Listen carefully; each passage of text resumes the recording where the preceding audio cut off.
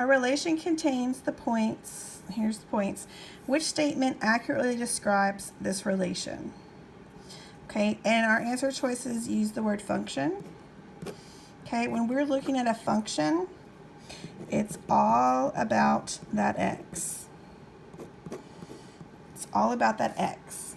Okay, so when we're looking at a function, we're looking to see if the x repeats.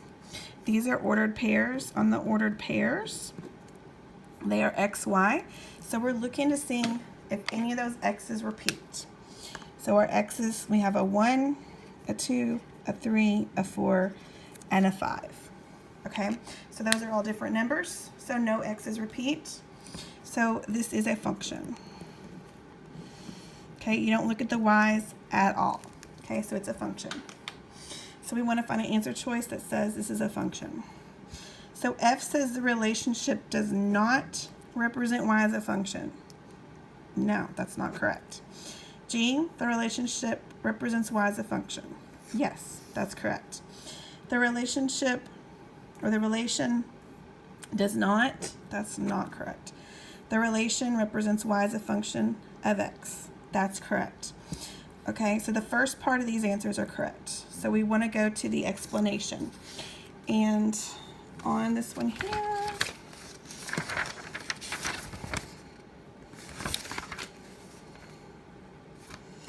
most of you that the wrong answer y'all picked was F. You said it was not a function. Well, if you look at the y's do repeat, but that doesn't matter because it's all about that x.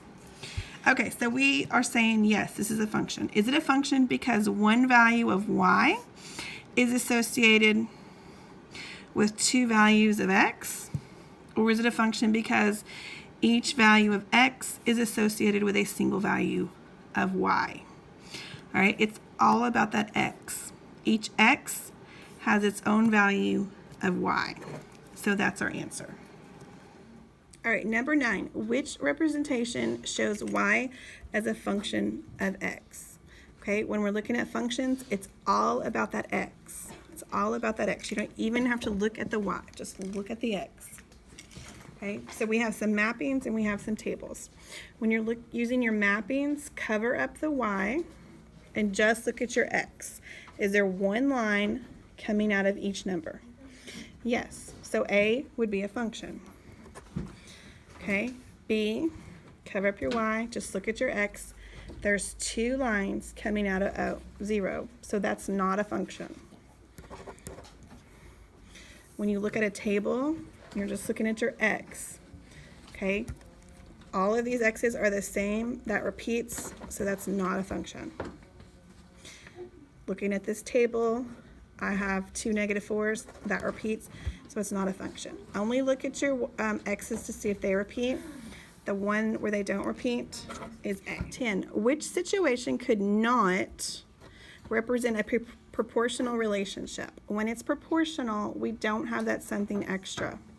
Okay, so on our equations, y is equal to mx plus b, and that plus b is that something extra they're adding on. Because it's proportional, we're adding on 0, so we're adding on nothing. So I'm just looking for a situation that just has slope. There's nothing extra to it. So F, the number of gallons of water in X barrels with 42 gallons of water in each barrel. Okay, nothing extra. The amount an employee who makes $8.50 per hour earns in H hours. There's nothing extra there. So that's proportional. This was proportional. H, the weight in X weeks of a puppy that gains 2 pounds per week if starting at 8 pounds. This is that extra part. Okay, he starts off at 8 pounds. The cost of purchasing P pounds of bananas for 55 cents per pound. There's nothing extra. So that's proportional. So the one that's not proportional would be H. All right, number 11. Which function is best represented by this graph? Okay, again, if you use your reference material, our linear equations are all y is equal to mx plus b.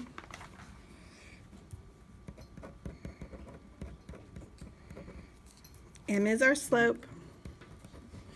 B is our y-intercept. Okay, so all of these equations are written in slope-intercept form. So this is our slopes, and these are our y-intercepts. Okay, the easiest thing for me is just to figure out which one of these y-intercepts work. Okay, so to do that, you're going to look at your y-axis, and you're going to find where your line crosses your y-axis. Where our line crosses right here at -2. So my slope is -2. Okay, so when I look over here, it's 8 is wrong. -2 works. -2 works. 8 doesn't work. So I'm down to it's either B or C. Okay, another thing to look for is this positive or negative? Well, this is a positive slope. Both of these are positives. Another thing you can look at is the steepness. How steep is this line? Okay, when it's a fraction less than 1, it's going to be less steep. When it's like a whole number, that would cause it to be more steep. All right, and then we can also just do rise over run to find our slope. Okay, so you need to pick 2 perfect points. Our y-intercept is a very good point. And since we're looking between 1/4 or 4, I'm going to go ahead and use this -1 and 4. Make my triangle. I'm rising up 1, and I'm running over 4. So I have a slope of 1/4, which makes this answer choice B. The ticket sales for a concert started at 4 p.m. The table shows the linear relationship between the number of tickets remaining and the number of hours since 4 p.m. So here's our table. Which function can be used to find y, the number of tickets remaining, x hours since 4 p.m.? Okay, so this is a linear relationship, and your linear relationship is this first part of your formula chart.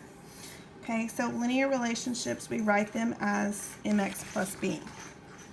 So y is equal to mx plus b, where your m is your slope and your b is your y-intercept.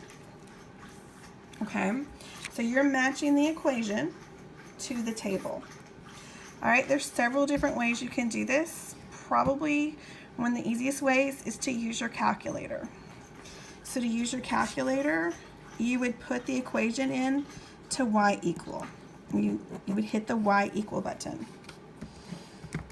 Okay, so on the calculator, you would hit the y equal button. And then you would put your equation in.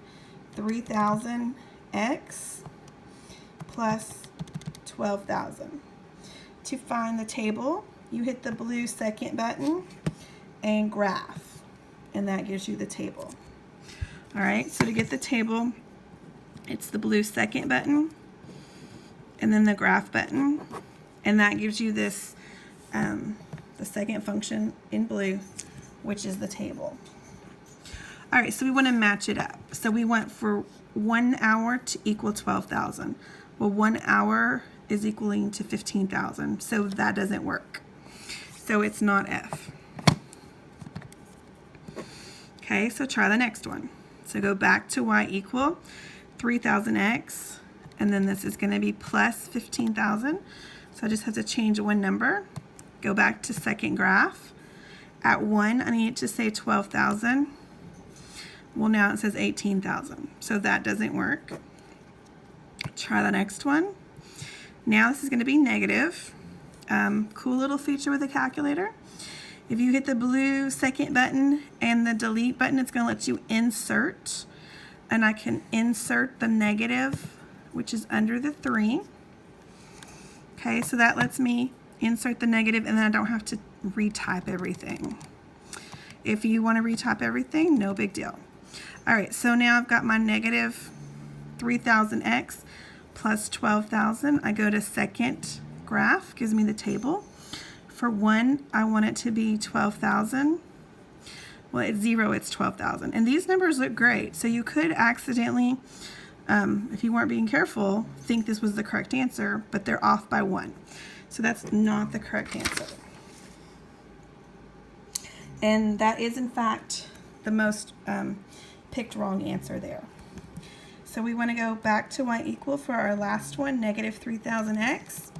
We want to add 15,000. Second in graph. So at 1, 12,000 matches. At 2, 9,000. At 3, 6,000. 4, 3,000.